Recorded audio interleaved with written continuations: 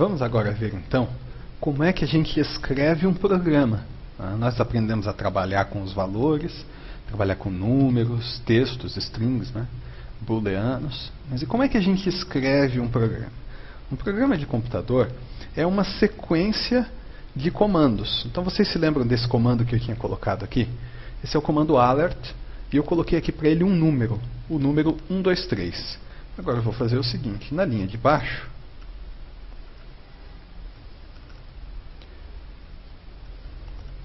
eu vou passar para ele um texto, uma string. Então ele recebe um número, 123.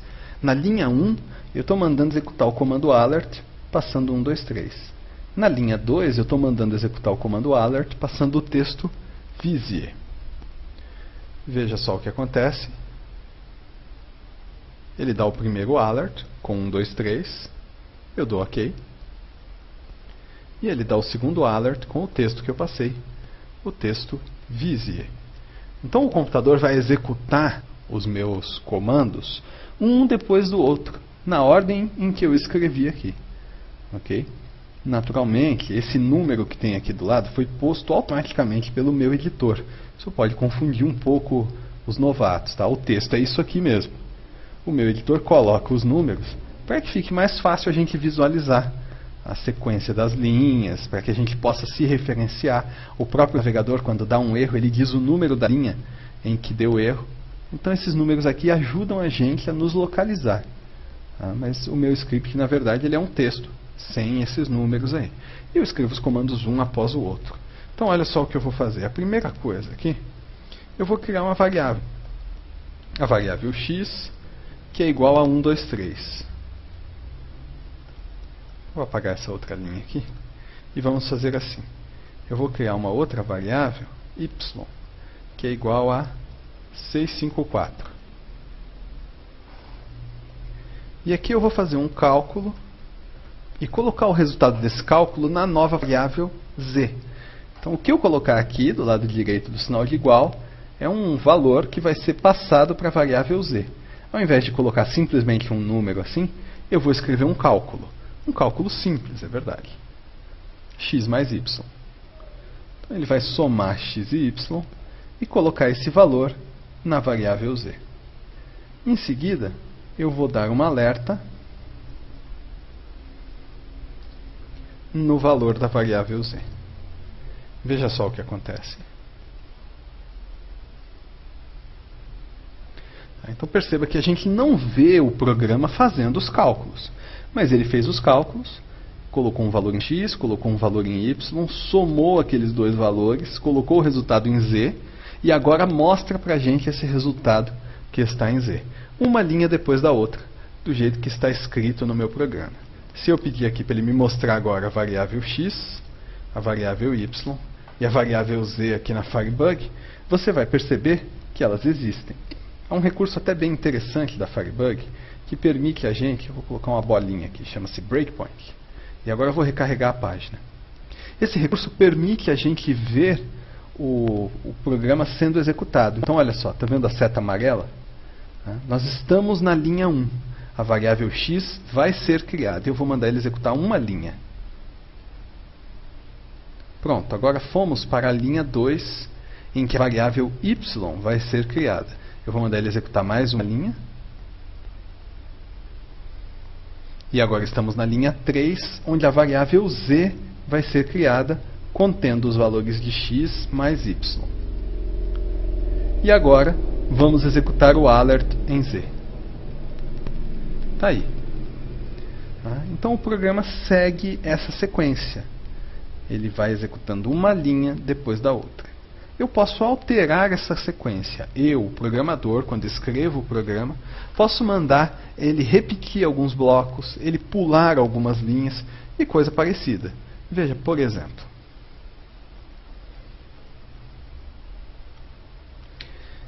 Eu vou executar aqui uma instrução, a instrução if.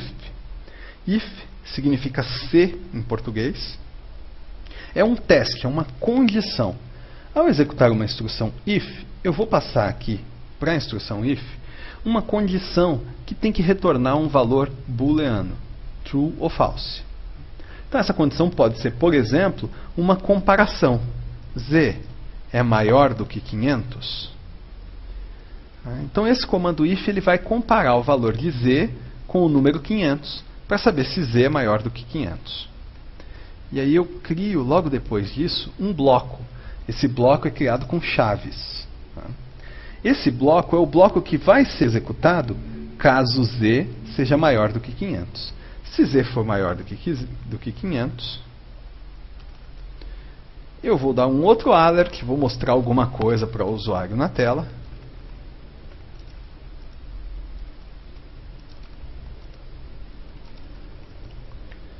Com um texto. Esse texto diz: trata-se de um valor bem grande. Podia ser o que eu quisesse, naturalmente, né? Então, essa linha 5 ela só vai ser executada se Z for maior do que 500. Ele vai testar essa condição e se a condição for verdadeira, ele executa o que está dentro do bloco. Você pode perguntar também por que esse texto está um pouco para cá, assim, tá? Ele pode ser escrito da forma como você quiser. Ele pode ficar aqui, por exemplo. Você pode achar mais natural. Mas com o tempo você vai perceber que a gente precisa de alguma maneira perceber visualmente, com facilidade, aonde começa e termina o bloco. Por isso a gente faz isso. No começo do bloco, a gente coloca um espaço. Esse espacinho chama-se indentação. Eu coloco sempre 2 espaços. Tem gente que põe 4, põe uma tabulação. É importante que você escolha um padrão e siga sempre o seu próprio padrão. Então eu uso sempre 2 espaços. Essa indentação dá para mim uma forma simples de visualizar aonde começa e termina o bloco. Imagine você que esse bloco poderia ter várias linhas.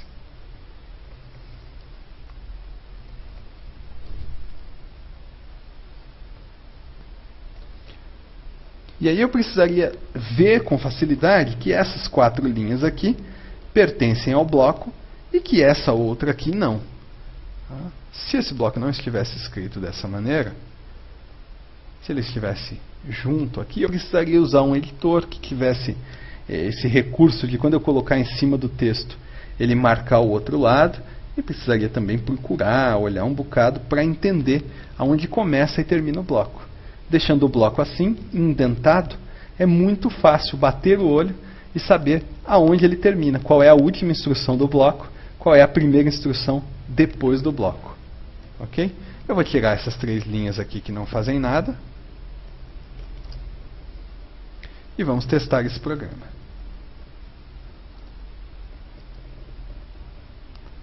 Trata-se de um valor bem grande, 777. Porque esse valor é um valor maior do que 500. Okay? Agora, se o teste fosse para 5.000, então eu vou testar se Z é maior do que 5.000.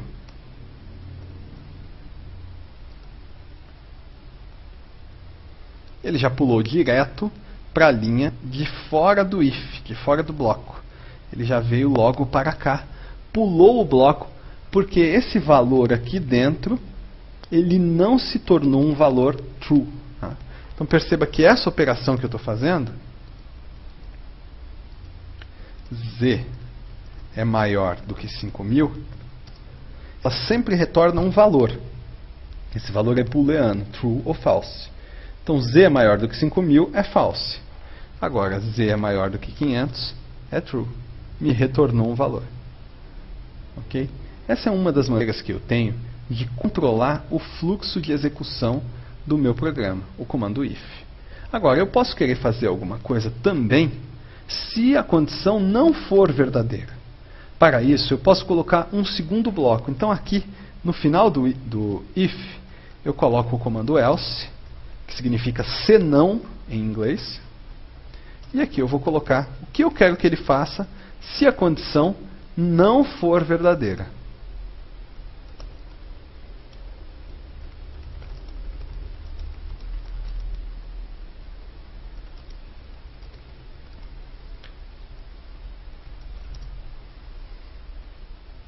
Então você vai ler isso aqui dessa maneira.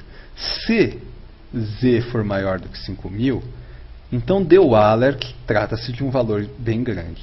Se não, dê o alert, nem estamos falando de algo tão grande assim. Veja,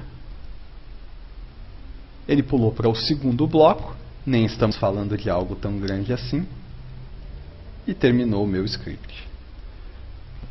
Essa estrutura do if é uma das estruturas básicas, a gente vai usá-la o tempo todo.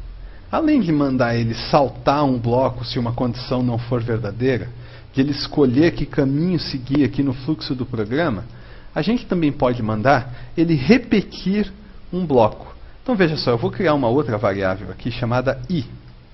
Colocar nela o valor de 1.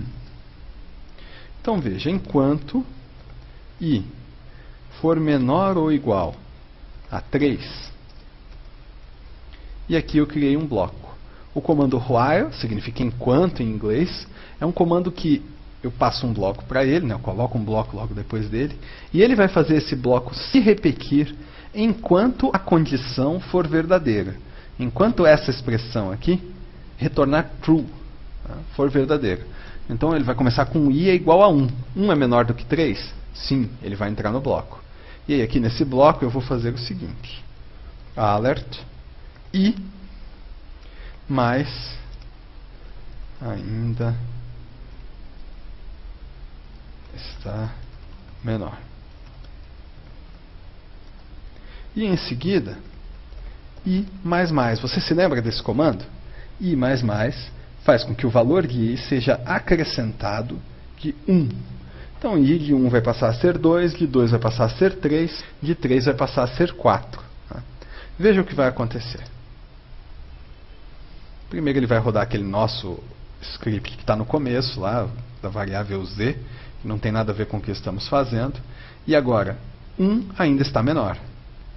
2 ainda está menor. 3 ainda está menor. E agora ele passou para o final do meu script. Talvez você queira ver esse script funcionando aqui. Eu vou colocar aqui um breakpoint para que nós possamos acompanhar o fluxo desse script.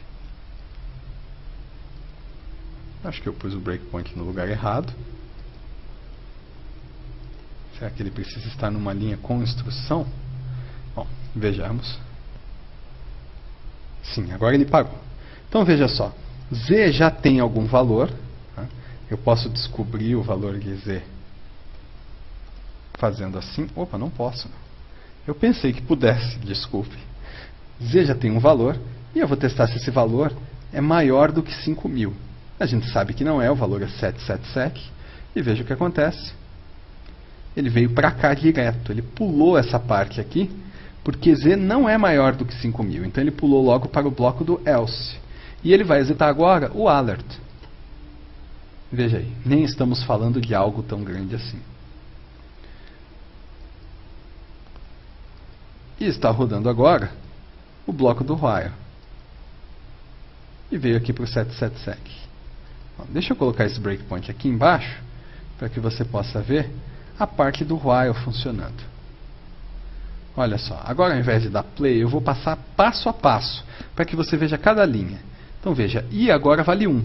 Eu entro aqui e mostro isso na tela. 1 ainda está menor. Agora, o i vai passar a valer 2. O i vale 2 e eu vou testar. 2 é menor ou igual a 3? Ainda é. Eu vou entrar aqui e vou mostrar 2 na tela. 2. E o i agora vai passar a valer 3. 3 é menor ou igual a 3? Sim, 3 é igual a 3. E ele vai mostrar, 3 ainda está menor. Ok. E eu vou incrementar novamente o valor de i. Agora i vale 4. 4 é menor ou igual a 3? Não. Então eu vou logo lá para a última linha, onde eu vou executar o alert no valor de z. Bom, é assim que eu controlo o fluxo de um programa em JavaScript. Para que você saiba realmente tudo sobre isso, vai levar um bocado de tempo. Mas para que você saiba o básico, é preciso dizer só mais uma coisa. Eu posso colocar um bloco desses dentro de outro.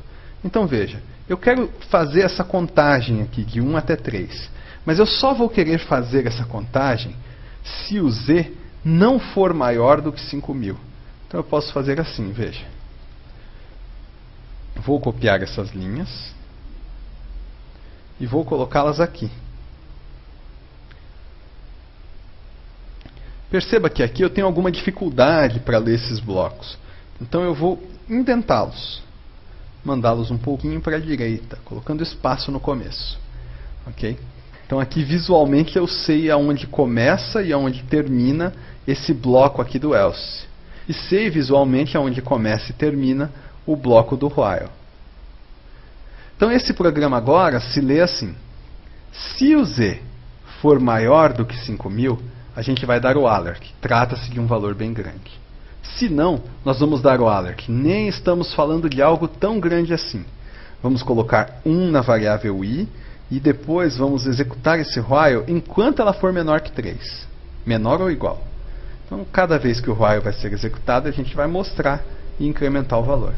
Só que o while todo só vai acontecer se ele entrar no bloco do else, ou seja, se o z for maior do que 5.000. Tá? Naturalmente, como a gente está com um valor de z, se o z não for maior, desculpe, eu disse maior, né?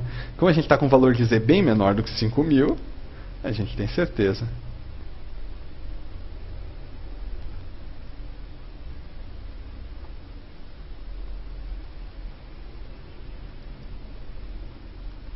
O que houve com o meu navegador?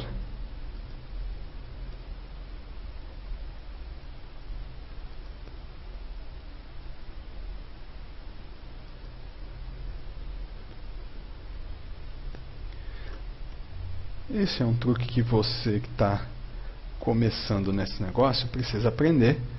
A Firebug, ela mexe nas entranhas do seu navegador. Ocasionalmente, quando ela estiver aberta, o navegador pode travar, pode congelar, isso vai acontecer mesmo. Tá? Com ela fechada, esse tipo de coisa é muito mais raro. Então é bom você saber, ela te dá um bom recurso para quem está programando, né? Você não vai trabalhar com ela aberta o tempo todo. Veja, o script continua funcionando.